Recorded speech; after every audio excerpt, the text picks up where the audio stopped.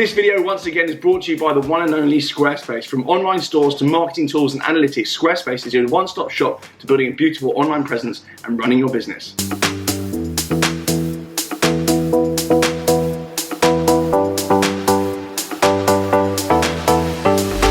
Hello, welcome back to TGTV, and more specifically, ladies and gentlemen, welcome back to a car that I've actually never driven before. This is the Porsche 911 992 Carrera 2S, but a very rare, special version of it, being that with an Aerokit. It's got a very controversial Aerokit on it. You might just be able to see it out the back there, but this car has been given to me very recently for very good reason. A very kind of odd situation, but I've actually lent out my 911 996 to Porsche Mayfair for a kind of exhibition celebration of a new dealership that they're opening in the Mayfair area. So I've actually given them my car, and they said, for being so ruddy helpful, would you like our brand new demonstrator? I got this car the other day with 20 miles on the clock. The plastic was still on the seats. It was brand spanking new, and it's been quite interesting actually having it for the past kind of few days and comparing it to my 992 Turbo S. I actually was really worried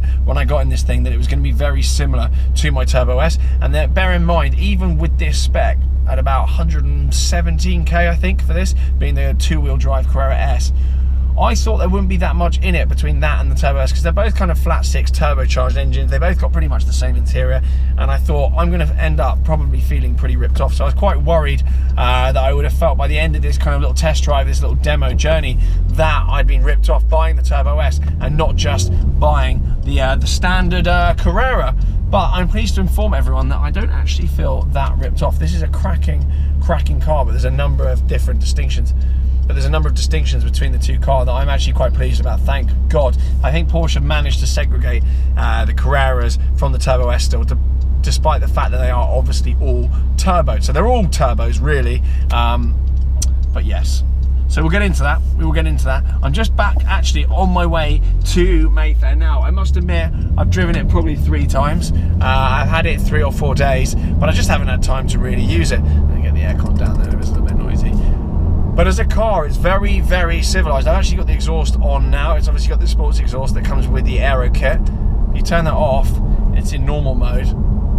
Just a normal car, really. I mean, it literally, like my Turbo S, to be fair, it drives like a Golf. It does sound like a bit of a sewing machine, even with the sports exhaust and the button turned off. You don't really get anything. You can't really hear anything that's going on, which is actually quite a good thing. I think I must be getting old, but I quite enjoy the fact that you can actually just use these cars as cars without getting in and it being far too noisy, the cold start being horrible. And then you've got start-stop.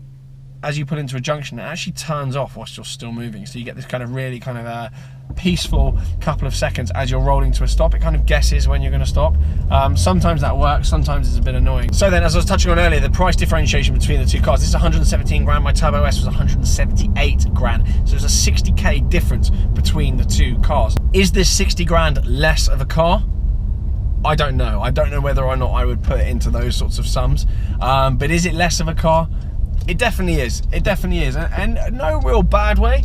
It doesn't feel like a bad car at all. It is phenomenal. It does everything amazingly well. It is super fast. But I think I've been spoiled from the Turbo S in that it is just unlike anything I've ever driven before, speed-wise and indeed grip-wise. This is by no means a slouch. 0 to 60 is still, I think it's around 4 seconds, and the Turbo S is obviously sub 3, which is ridiculous. In terms of kind of being a visceral driving experience, the Turbo S is actually rawer. You get a lot more road noise. You get more of the flat six, particularly at the top end. This driving around, even when you go up through the revs, it still is a bit sewing machine like, and that's because it's a 3-litre twin turbo engine as opposed to a 3.8-litre twin turbo engine. This runs about 415 brake horsepower, I believe, and the Turbo S obviously runs 650 or over 700 brake, as they're kind of being discovered on dynos at the moment. So huge differences between the car. I don't actually know whether this one has 4-wheel steering. The Turbo S definitely does. It has that as standard. This one, I'm not sure. I think it's an option, but I must admit I haven't read the spec sheet and I can't tell whether it has it or not. This one doesn't have ceramic brakes. It has the standard red S sport brakes that Porsches come with, and there's some very cool options on the outside. So perhaps we'll catch up in. Shut up! Offline voice control. Your entry, please. You what, mate? Excuse me? Excuse you. No more pages are available. Shut up then. Excuse me? Excuse you. But this is going to go around in circles. Which city? No. Leeds has given us. No, we don't want to go to Leeds. It's still got the same annoying voice activation stuff as my Turbo S. It just starts having a conversation with you if you press the wrong button. How have I done this? Was it this one? Yeah. We're off. We're back in the room. Fine, good. Alexa piping up there. Let's catch up in a minute then, and we're going to go around the exterior of the car. I'm going to touch on the differences between this and my Turbo S, because my Turbo S doesn't have the Aerokit on it at all. It's kind of just boggo, and this one has got a very controversial Aerokit. I actually really like the look of this car. It's got a lot of presence, gets a lot of looks, but I just don't know if I would do it. We'll get into that anyway, so let's park up and we'll get chatting. Guess where we're going? YouTube Square. Yay!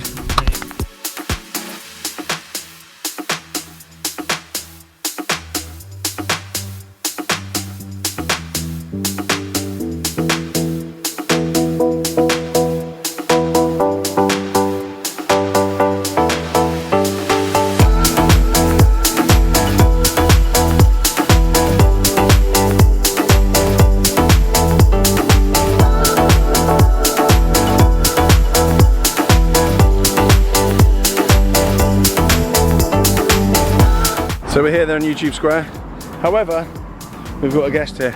I forgot to introduce him. Crisps. Hello, mate. We're over here. We're over here, pal. How you doing? Say hello to my viewing audience. No, he's way more interested in something else. Crisps is here anyway. He's going to be, well, he's going to be held by Mahmood, but I just tied him up very quickly there. Is that animal cruelty? Are you okay? He's fine.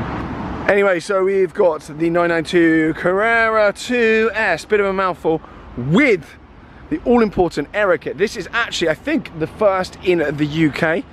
It's only literally just hit Mayfair's demo fleet. So if you call up Mayfair and you want to buy a 992, they will potentially lend this out to you. So, Aerokit, what is it?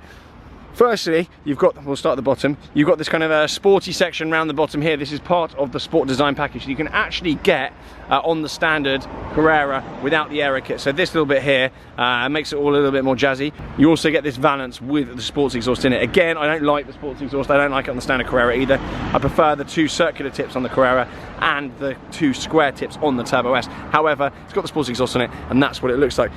The back is debadged, we don't have any Carrera nonsense on there. We've got an option which is this in black, the writing here, and most importantly of all, we've got this enormous wing on the back here. It's actually bigger and probably more aggressive than that on the Turbo S. It's absolutely huge. For a kind of factory add-on, it's ridiculous, and it makes the whole thing look like a GT3, or what I expect the GT3 will probably look like. Obviously, because it's wide body as well, it's got a lot of presence on the road.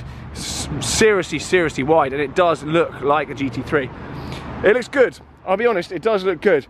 Wheels then, controversially, they're actually painted exterior colour. That is an option on the configurator. You can get them painted whatever the paint colour is. So in this instance, it's agate grey. Same colour wheels as on my 911 Carrera T, actually. As I touched on earlier, the red S brakes on there as well. You've got privacy glass.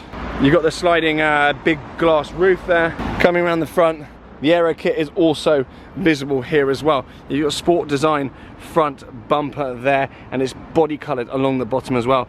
Very aggressive look to it, and kind of, it's getting a lot of second looks. People wondering what on earth it is.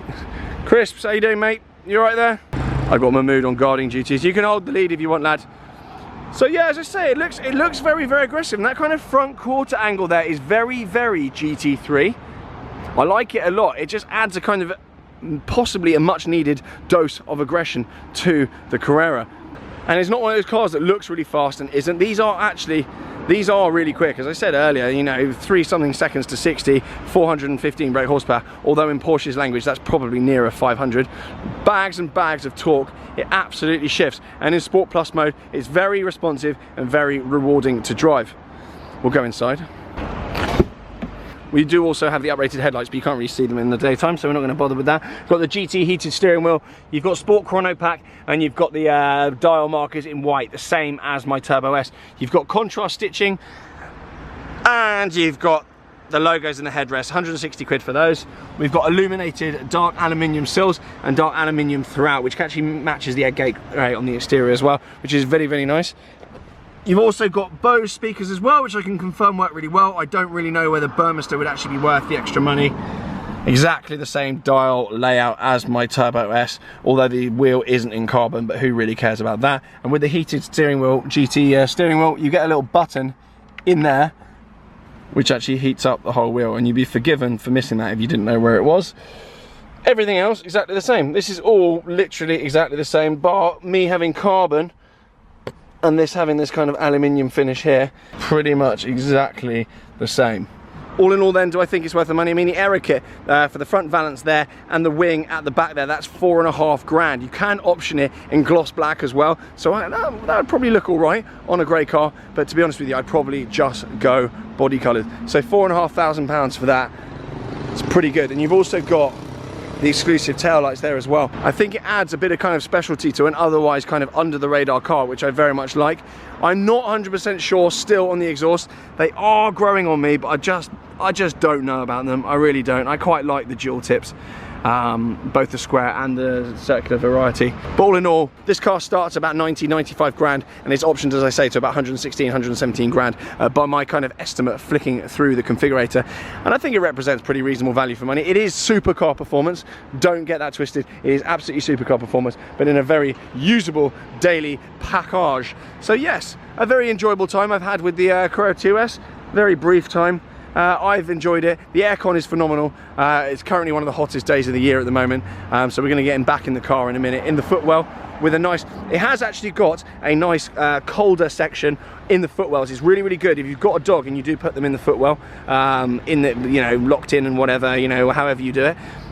It's got a very nice colder function, which this little boy very much appreciates, don't you, mate? You're not looking very appreciative, but you are. No panting, and it's about 35 degrees, so we can confirm that it is working. Are you okay, lad? What is it? You seem very distracted. You all right? Yes, yes. Should we go and get my 996? Yeah, you're as bored as my viewers probably by this point, mate. So that's it then. 992 Carrera S dropped off, and as I said at the start of the video, then this video is brought to you by the one and only Squarespace.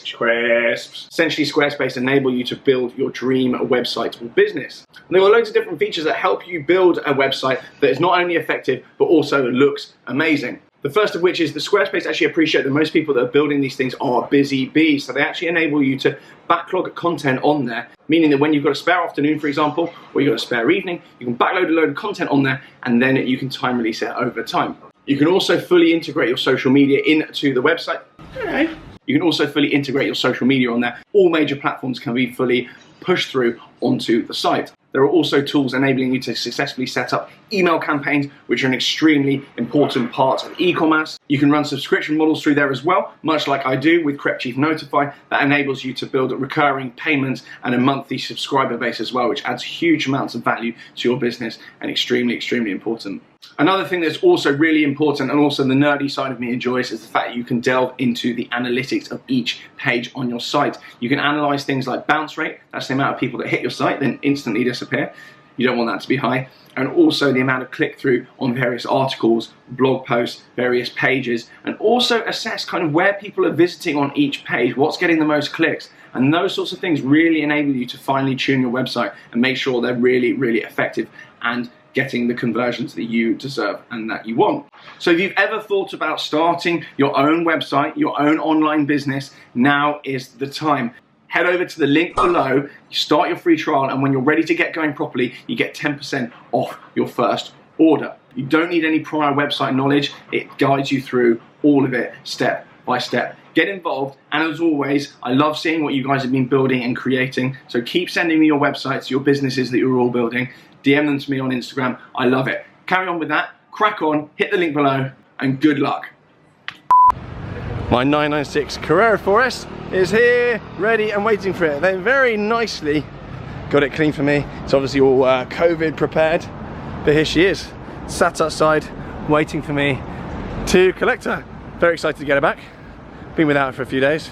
I'm very excited to get her back. The aircon actually works very well in this, so I'll get that on and get it ready for crisps, and then I'll go and collect him. He is now inside running around causing mayhem with the aircon inside. So on that note, from a very sweaty London, it's time to jump in my 996 and get on with the rest of my day. Thank you so much for watching. Huge thank you to Porsche Centre at Mayfair, who by the time this video goes out will no longer be in their usual slot. Make sure you go and check the website for their updated address and go and check out their new premises. For now though, thank you very much for watching. Do subscribe, blah blah blah, and see you all very soon. Bye.